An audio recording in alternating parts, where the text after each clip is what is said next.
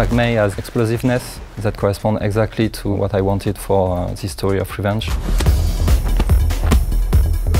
Pak Mei is ferocious, fast, powerful and accurate. And yeah, you have a lot of strikes coming out like this.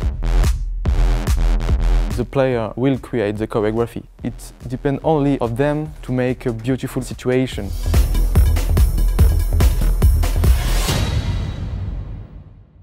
When I was 14, I went to China with my father, get back in France and start learning Chinese in school. So I find some master in France, but I didn't find the right master and the right style for me in France. So I went to China and I find Pak Mei in Foshan.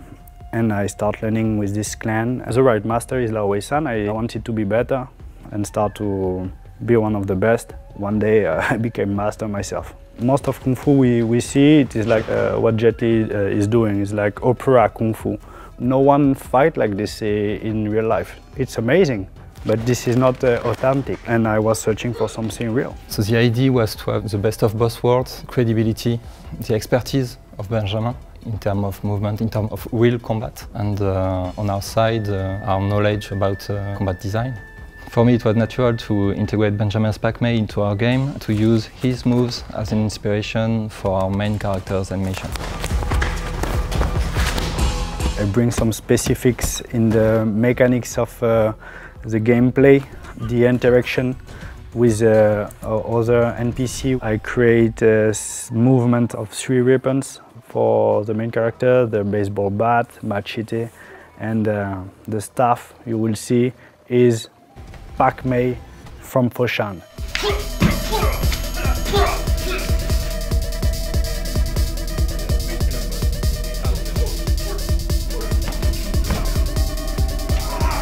I really wanted to have something very immersive, really cool on the screen, but there is also sometimes game design things that don't fit with this. Should I do the thing that will be better for the game design or the thing that will be better for the stuff on the screen or for the feeling in the game? Basically, we take the data from the capture and we post-animate it. So we shape it to respect the animation direction and the style. For instance, we have to add real impacts.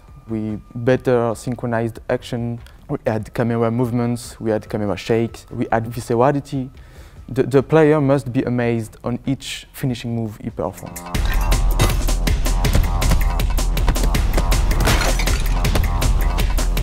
Some move we changed a little bit because it was making sense when we were doing like this, like a stab. Yesterday we do a stabbing technique and I needed to finish the NPC with a stabbing technique, and at the end I thought, oh no, it will be good to just cut the throat. And I just changed the technique like this, because in the action it was feeling more like this.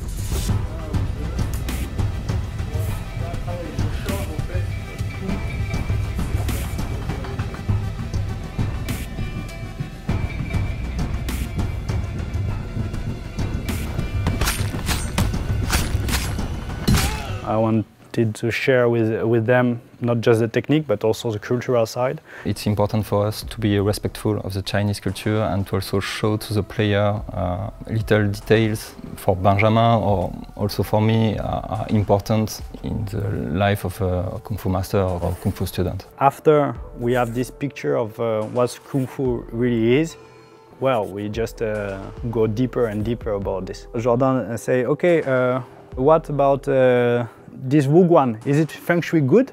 I say, what? You really want me to check this? And he say, of course. So I start checking the Wuguan design. Okay, this door cannot be here, this kind of stuff. This is great that they go deeper like this. In our game, we don't want to depict the main character as invincible.